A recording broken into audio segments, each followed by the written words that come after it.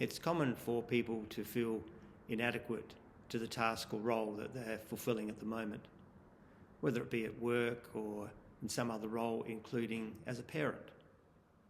What's the answer to this sense of inadequacy? I think the usual answer is that we should increase our competence. We should upskill and therefore also increase our confidence. I want to propose a different way. Hi, I'm Warren, the Rector here at St Columba's. Glad you could join me for my message of the day. Feeling inadequate to the task at hand is common. And like I said, whether that be at work or in some other place in our lives. What should we do to bring some relief? Of course, upskilling is good, increasing our competence and therefore our confidence. Of course. But let's say we do upskill, we improve our thinking, then what? I suppose we might want to do a bit of work on our self-regard so that we don't have a false and negative view of ourselves, so that we can start to see our competence increase as it does.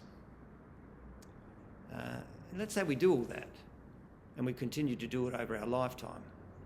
Then what? Well, presumably the thinking is that over time we can eat into the incompetence so that we become more and more competent. And we'll be able to recognise this if we have a decent sense of self. And of course, along the way, we might discover that the task that we're undertaking is bigger than we thought, and momentarily we might feel a little more inadequate. But if we just keep on going, improving ourselves, improving our competence and our accomplishment, we can grow in confidence and eat into that sense of inadequacy. Sort of like building a sense of self on our improving competence and confidence. I suppose, but there is another way. And this other way can include improving our competence and performance, but it has a different foundation, and it will provide a different foundation for a sense of self. And that foundation is humility. When beginning an important new task or starting a new role that is important and perhaps difficult, why not start with the simple statement, the task is greater than me and it might always be so. That is, what is asked of me in this task or role is more than I am or could hope to be. Why not start there? I know it sounds like we're throwing in the towel already, and it's hard to hear because it runs counter to the self-justification that is hidden behind the cult of accomplishment and self-improvement in our culture. As a culture, we can't bear the admission that we're not sovereign. And yet, humility builds the greatest accomplishments and leads to the establishment of something truly great in a human being. It might seem paradoxical, but remains true.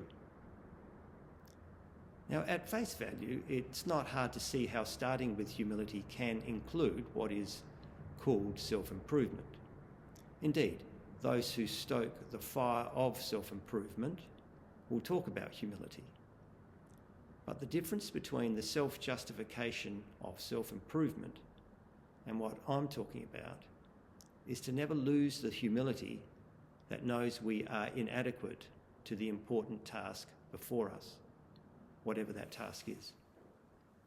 And crucially, humility is not a tool we use to motivate us to seek that self-improvement, because that's often what we do. We think, I'm inadequate to the task, therefore I should learn more and become more competent.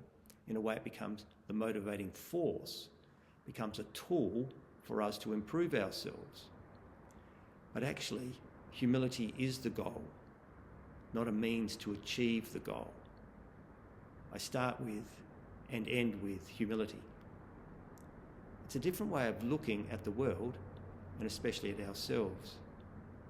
It's a gift. It's important at this point to say that humility should not be mistaken for a negative self-image. humility is the opposite of self-dislike. And that might confuse you, because you might have confused the two. But actually, humility is the opposite of self-dislike, and just as it is the opposite of throwing in the towel. It's the source of a renewed self, knowing who we are and what we have to give, motivated not by the desire to fill a hole within ourselves, but because of a true humility. I don't need to fill a hole in myself. I can give of myself. My sense of self is derived from somewhere else other than accomplishment. More on this next week.